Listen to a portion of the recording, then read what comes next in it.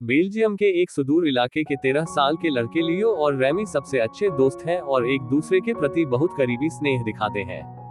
वे अक्सर एक ही बिस्तर साझा करते हैं और अपने शयन कक्ष को याद करते हैं और वहां एक दूसरे के बगल में सो जाते हैं। सोफी और पीटर रेमी के माता पिता लियो को दूसरे बच्चे की तरह मानते हैं। लियो और रेमी फूलों के खेत में एक साथ खेलने का आनंद लेते हैं, जहां लियो का परिवार कृषि कार्यों में भी सहायता करता है। एक सुखद गर्मी के बाद दोनों लड़के एक साथ बिताते हैं और हाई स्कूल में भूमिका निभाते हैं और उन्हें एक ही कक्षा में रखा जाता है। 3 छात्राओं ने सीधे तौर पर पूछा कि क्या वे डेटिंग कर रहे हैं। हालांकि रेमी चुप रही, लियो ने इस पर जमकर विवाद किया। जैसे ही जिन लड़कों ने उनकी अंतरंगता पर ध्यान दिया, वे लियो के बारे में समलैंगिकतापूर्ण टिप्पणी करते हैं तो वह इस बाहरी धारणा से असहज महसूस करने लगता है। वह नए परिचित बनाता है और आइस हॉकी टीम में शामिल होता है, जिससे वह जानबूझकर दूर रहने से बचने के प्रयास में रेमी को बाहर रखता है। लियो उपचार के दौरान एक रात अलग गद्दे पर सोने का विकल्प चुनता है।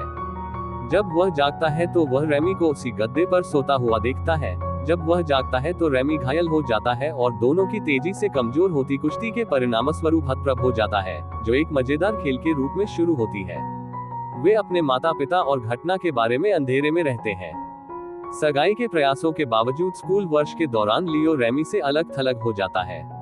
लियो ने रेमेडीज हाउस में रात रुकना छोड़ दिया, रेमी के अलावा अन्य छात्रों के साथ बाइक की सवारी पर जाना शुरू कर दिया, आइस हॉकी खेलना जारी रखा और अपने परिवार के साथ खेत में मदद करने में अधिक समय बिताया।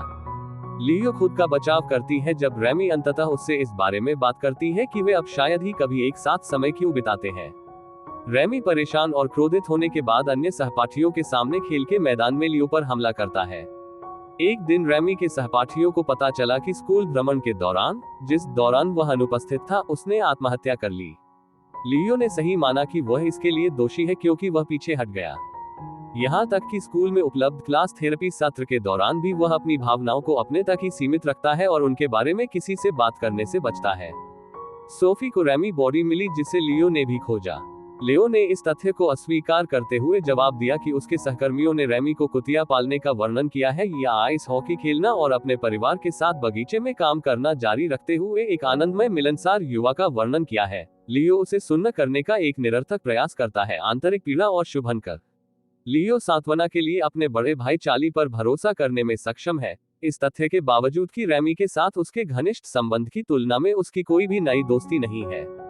वह जानता है कि उपचार के बाद सोफी के साथ अपने रिश्ते को बरकरार रखने के लिए उसे सोफी से बात करनी होगी। लियो हालांकि इस बात पर चर्चा करने के लिए अनिच्छुक है कि उसके और रेमी के बीच क्या हुआ था, क्योंकि उसके एयर के उत्तेजित होने का डर था। ली के परिवार के साथ रात्रिभोज के दौरान चार्ली द्वारा अपनी भविष्य की योजनाओं के बारे में स्पष्टीकरण के दौरान पीटर असंगत रूप से रो रहा था क्योंकि सोफी और पीटर रैम के भविष्य के नुकसान पर शोक व्यक्त कर रहे थे।